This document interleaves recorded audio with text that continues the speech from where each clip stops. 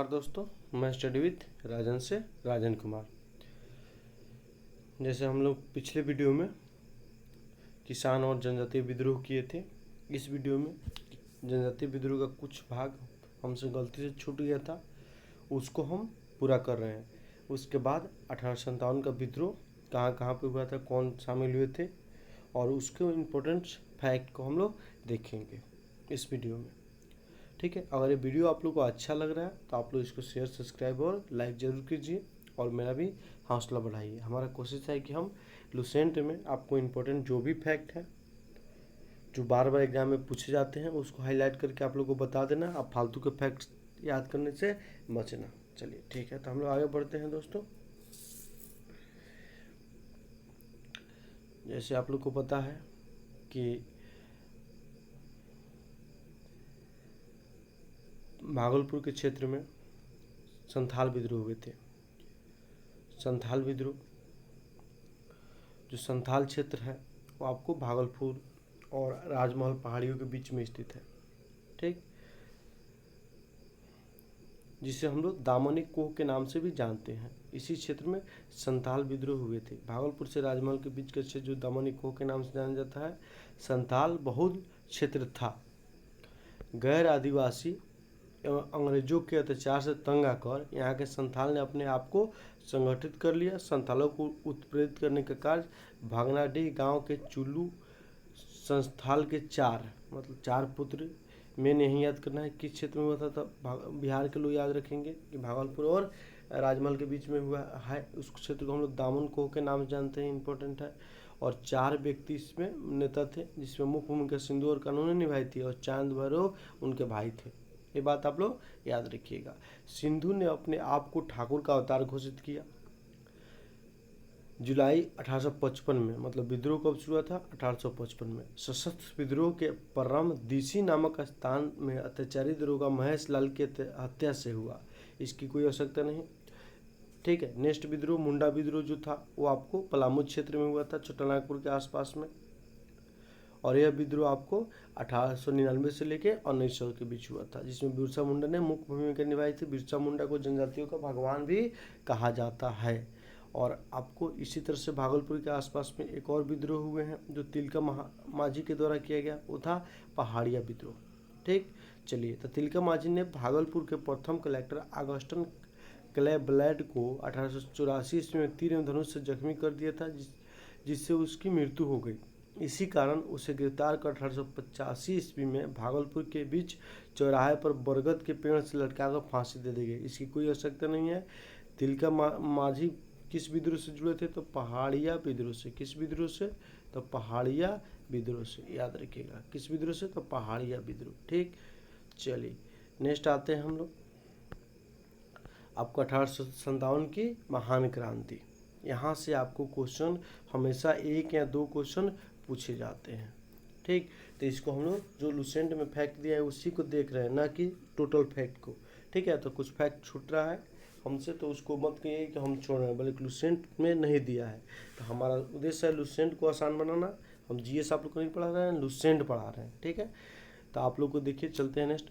1856, आपको 1856 में अंग्रेजों ने पुरानी बंदूक, कौन बंदूक? तो ब्राउन बैस, याद रखिएगा इसके नाम। ब्राउन बैस नामक के स्थान, बंदूक के स्थान पे नई एनफील्ड राइफल आया था। कौन सा बंदूक आया था? Enfield rifle. ठीक है, तो अंग्रेजों ने क्या निर्णय लिया 1856 में?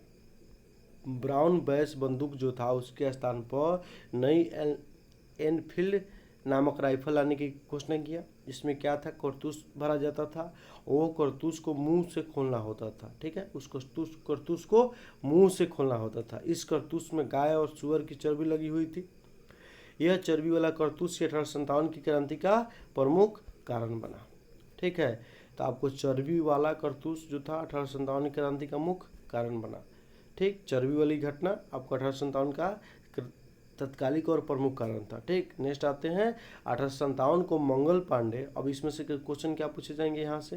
तब कौन से बंदूक के स्थान पर नए बंदूक आया था? तब ब्राउन बैस नामक पुराने बंदूक के स्थान पर नए बंदूक एनफील्ड राइफल को लाया गया था। ठीक है, नेक्स्ट आते हैं कब लाया गया था, तो 1856 में, दिसंबर 1856 में। ठीक, नेक्स्ट आते हैं आपको 29 मार्च 1857 को मंगल पांडे नामक एक सैनिक ने बैरकपुर में गाय की चर्बी मिले कारतूसों को मुंह से काटने से स्पष्ट मना कर दिया था। फलस्वरूप उसे गिरफ्तार करके 8 अप्रैल 1857 ईस्वी को फांसी की सजा दे दी गई। ठीक, मंगल पांडे का संबंध 34वां बंगाल नेटिव इन्फेंट्री से था। अब इसमें क्या क्वेश्चन पूछे जाएंगे, तो मंगल पांडे ने विद्रोह कब किया, तो 29 मार्च 1857 ईस्वी को। कहाँ पे, तो बैरकपुर छावनी जो पश्चिम बंगाल में पड़ता है। ठीक है, उन्हें कब गिरफ्तार किया गया था, 8 अप्रैल 1857 को। 2 व्यक्ति को इन्होंने मार गिराया था, 2 सैनिक मतलब अंग्रेज अफसरों को। मंगल पांडे का संबंध किस बटालियन से था, 34वीं बंगाल नेटिव इन्फेंट्री बटालियन से। तो इतना यहाँ से इस लाइन से क्वेश्चन बनते हैं।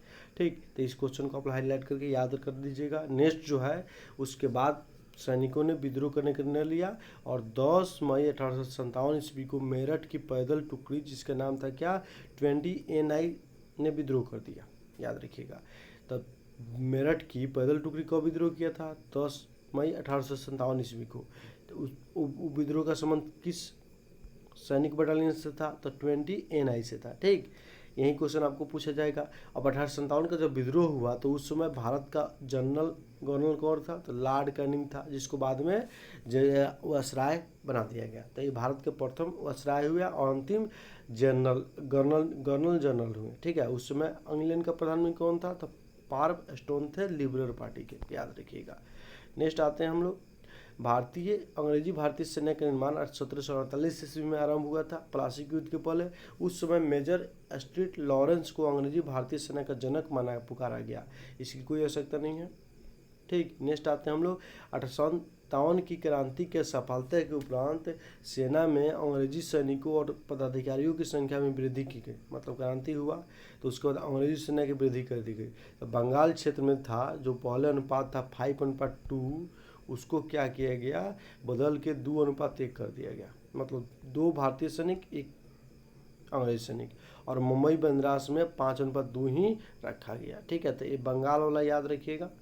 ये जो था मतलब सैनिकों को, भारतीय सैनिकों को कम किया गया, किस कमीशन के आधार पे किया गया, तो उस कमीशन का नाम था पील आयोग। तो पील आयोग ने अपना सिफारिश दिया, उसी सिफारिश के आधार पर आपको सैनिकों की संख्या कम करके बंगाल में 2:1 कर दिया गया, याद रखिएगा। ये इंपॉर्टेंट है। 1857 को 1857 क्रांति की जांच के हेतु पील आयोग की नियुक्ति किया गया था, याद रखिएगा। ठीक, चलिए नेक्स्ट आते हैं। जब 1857 क्रांति हो गई तो वहाँ पे आप देखिएगा अवध के, बिहार के सब क्षेत्रों के बहुत अधिक सैनिकों ने सक्रिय रूप से भाग लिया। तो इस क्षेत्र से सैनिकों की भर्ती कम कर दी गई या ली जाती थी, तो आपको दलित वर्ग के लोगों की नियुक्ति भर्ती की जाती थी। ठीक, और उसके बाद आपको सिख, गोरखा और पठानों की नियुक्ति ज़्यादा होने लगी सैनिकों में। ठीक, चलिए इन्हें लड़ाकू जाति घोषित की गई। नेक्स्ट आते हैं, ये याद रखिएगा कि किनको आपको भर्ती बाद में प्रोत्साहित किया गया, तो सिख, गोरखा और आपको पठानों को। नेक्स्ट आते हैं, क्योंकि 1857 की क्रांति में अंग्रेजों का इन्होंने साथ दिया था। ठीक, चलिए नेक्स्ट आते हैं। भारतीयों को सेना में ऊंचे से ऊंचा पद, कौन सा पद मिलता था, तो सूबेदार का पद मिलता था, याद रखिएगा। हीरोज जो अंग्रेजी सेनापति थे, उनसे रानी लक्ष्मीबाई लड़ते हुए शहीद हो गई थी। तो उस युद्ध में जब वो वीरगति को प्राप्त हुई रानी लक्ष्मीबाई, तो वो हीरोजों के वीरता से प्रभावित होकर एक स्टेटमेंट दिए थे। कौन सा स्टेटमेंट दिए थे, तो क्रांतिकारियों में वह एक अकेली मर्द है, याद रखिएगा। क्रांतिकारियों में वह अकेली मर्द है, किसके लिए कहा गया, तो लक्ष्मीबाई के लिए। कौन कहा, तो हीराजू ने कहा। तो हीराजू ने क्या कहा, क्रांतिकारियों में वह अकेली मर्द थी, किसको, लक्ष्मीबाई को, याद रखिएगा। नेक्स्ट आते हैं 1857 की क्रांति। 1857 की क्रांति के बारे में इतिहासकारों का मत क्या क्या है, तो इसमें आपको कुछ लाइन पूछे जाते हैं जो इम्पोर्टेंट है, सब नहीं इम्पोर्टेंट है, अगर याद रखना है तो रख सकते हैं, लेकिन हम जो बताएंगे वहाँ से अधिक क्वेश्चन बनने की संभावना होती है। फर्स्ट जो है यह भारत का प्रथम स्वतंत्रता संग्राम था। इसको कौन बोले हैं? बी.डी. सावरकर, याद रखिएगा। यह भारत का प्रथम स्वतंत्रता संग्राम था, कौन बोले हैं? तो बी.डी. सावरकर। उसी तरह से यह राष्ट्रीय विद्रोह था, कौन बोले हैं? डिज़रायली, याद रखिएगा। ठीक है। और नेक्स्ट जो है 4 उतना इम्पोर्टेंट नहीं है, लेकिन आप उसको याद रख सकते हैं। यह पूर्णतः सिपाही विद्रोह था, लॉरेंस और शिलेजीत के द्वारा बोला गया है। उसी तरह से अंग्रेजों के विरुद्ध हिंदू एवं मुसलमान का संयंत्र था, इसको बोले हैं जेम्स आउड्रम और डब्ल्यू टेलर। उसी तरह से बर्बरता तथा सभ्यता के बीच का युद्ध था, इसको बोले हैं टी.आर. होम्स। ठीक है, इतिहासकार है, अंग्रेजी इतिहासकार सब है। यह धर्मांधों का ईसाइयों के विरुद्ध युद्ध था, ये बोले हैं रीच, E.R. रीच। तो ये आपको प्रमुख स्टेटमेंट हो गए, जिसमें से 2 स्टेटमेंट इंपॉर्टेंट है। यह भारत का प्रथम स्वतंत्रता संग्राम था, बी.डी. सावरकर। यह राष्ट्रीय विद्रोह था, इसको डिज़रायली के द्वारा बोला गया। नेक्स्ट आते हैं हम लोग बेंजामिन डिज़रायली होता है इनका पूरा नाम, तो याद रखिएगा। नेक्स्ट आते हैं हम आपको 1857 की क्रांति के प्रमुख केंद्र, कौन कौन से केंद्र है जहाँ पे यह क्रांति आपको हुई थी, उसको हम लोग को देखना है, याद भी रखना है। तो यहाँ पे सबसे पहले हम लोग दिल्ली, और जब 10 मई 1857 को आपको मेरठ के छावनी में अंग्रेजों ने भारतीय सिपाहियों ने विद्रोह किया, तो वहाँ से विजेता बन के दिल्ली में प्रवेश किए। और वहाँ पे जाके दिल्ली में मुगलों के आपको शासक थे बहादुर शाह जफर, उनको नेता घोषित कर दिया गया। तो दिल्ली में नेतृत्व कौन किया था? तो बहादुर शाह जफर नेता थे, लेकिन सैन्य नेतृत्व कौन किए थे? बख्त खां, याद रखिएगा। सैन्य नेतृत्व कौन किए थे? बख्त खां। और यहाँ विद्रोह कब हुआ था? तो 10 मई को मेरठ में हुआ था, उसके अगले दिन यहाँ पे पहुँच के विद्रोह शुरू कर दिया गया था। तो 11 और 12 मई को यहाँ विद्रोह हुआ था। तो इस विद्रोह को दबाया कौन? तो दबाया हडसन और निक्सन ने, जिसमें निक्सन मारा गया, याद रखिएगा। ठीक, इतना आपको क्वेश्चन पूछे जाते हैं। नेक्स्ट आते हैं कानपुर। तो कानपुर में आपको नाना साहब नेता थे, जिनको हम लोग धंधु पंथ के नाम से भी जाने जाते हैं, लेकिन तत्या टोपे वहाँ पे सैन्य नेतृत्व किए थे। और दबाया कौन? कैंपबेल। कब शुरू हुआ, कब खत्म हुआ, इसकी आवश्यकता यहाँ पे नहीं है, केवल दिल्ली वाला याद रखिएगा कि कब शुरू हुआ था, बस। नेक्स्ट आते हैं बेगम हजरत महल, जो लखनऊ में नेतृत्व कर रही थी। ये अपने बेटा को उत्तराधिकारी घोषित किए थे, जो लगभग 1-2 वर्ष का होगा। ठीक है। और इस विद्रोह को दबाया था आपको हेनरी लॉरेंस, ये भी मारे गए थे, और कैंपबेल के द्वारा। और यहाँ पे बेगम हजरत महल जो थी बाद में नेपाल चली गई थी, याद रखिएगा। नेक्स्ट आते हैं झांसी। झांसी में विद्रोह का नेतृत्व कौन किया? तो रानी लक्ष्मीबाई की थी। ठीक। और विद्रोह को दबाए कौन थे? तो ह्यूरोजो के द्वारा दबाया गया था विद्रोह को। नेक्स्ट आते हैं इलाहाबाद। तो इलाहाबाद में विद्रोह का नेतृत्व किए थे लियाकत अली। ठीक, कौन के थे? तो लियाकत अली। तो इसको दबाया गया था किसके द्वारा? तो कर्नल नील के द्वारा। उसी तरह से जगदीशपुर में विद्रोह का नेतृत्व कौन किया था? तो कुंवर सिंह किए थे। और इसको दबाया किन के द्वारा गया? विलियम टेलर और विसेंट आयर के द्वारा दबाया गया। ठीक है। उसी तरह से बरेली में विद्रोह का नेतृत्व कौन किया था? तो खान बहादुर खां के द्वारा किया गया था। इसको दबाया कौन था? तो हडसन थे। उसी तरह से फैजाबाद में विद्रोह का नेतृत्व कौन किया था? तो मौलवी अहमदुल्ला किए थे। इसको दबाया कौन था? आपको कर्नल नील के द्वारा दबाया गया था। उसी तरह से फतेहपुर में आपको विद्रोह का नेतृत्व कौन किए थे? अजीमुल्ला। उनको दबाए कौन थे? तो जनरल रैनार्ड के द्वारा इस विद्रोह को दबाया गया था। तो इतना बात यहाँ से याद रखना है, मोस्ट इम्पोर्टेंट है। तो एक बार हम रिपीट करते हैं, आप लोग मेरे साथ जवाब दीजिए। दिल्ली में विद्रोह का नेतृत्व बहादुर शाह जफर, और सैन्य नेतृत्व कौन किए थे? तो बख्त खां किए थे। उसी तरह से कानपुर में विद्रोह का नेतृत्व नाना साहब किए थे, और आपको उनको नाना साहब का एक और नाम है धंधु पंथ भी कहते हैं। ठीक। और आपको नाना साहब और तत्या टोपे जो थे वो सैन्य नेतृत्व के थे, और तत्या टोपे को आप लोग क्या कहते हैं? रामचंद्र पांडुरंग के नाम से भी जानते हैं। ठीक है। यह बाद में ये भी नेपाल चले गए थे, नेपाल के जंगल में, लेकिन उनको पकड़ के आपको 1860 के 58-60 के आसपास में 1859 में आपको पकड़ लाया गया, पकड़ के फांसी की सज़ा दे दी गई। इनके दोस्त के द्वारा धोखा दे दिया गया था, वहीं इनको पकड़ा दिए थे। ठीक। नेक्स्ट आते हैं लखनऊ में जो थे नेतृत्व कौन किए थे? तो बेगम हजरत महल। झांसी में कौन किए थे? तो रानी लक्ष्मीबाई। इलाहाबाद में कौन किए थे? तो लियाकत अली। जगदीशपुर में कौन किए थे? तो कुंवर सिंह। बरेली में कौन किए थे? तो खान बहादुर खां। फैजाबाद में कौन किए थे? मौलवी अहमदुल्ला। फतेहपुर में कौन किए थे? तो अजीमुल्ला। इतना ये बात याद रखिएगा। उसी तरह से आपको दिल्ली में विद्रोह कब हुआ था? आपको दिल्ली में विद्रोह कब हुआ था? तो दिल्ली में 11-12 मई को 1857 को विद्रोह हुआ था और दबाया कौन था? निक्सन था। कानपुर में विद्रोह कौन दबाया? कैंपबेल। लखनऊ में कौन दबाया? हेनरी लॉरेंस और कैंपबेल। झांसी में कौन विद्रोह को दबाया? हौरोज ने दबाया था। इलाहाबाद में कौन विद्रोह को दबाया? कर्नल नील ने दबाया। जगदीशपुर में विलियम टेरल और विसेंट आयर के द्वारा विद्रोह को दबाया गया। बरेली में आपको हडसन के द्वारा विद्रोह को दबाया गया।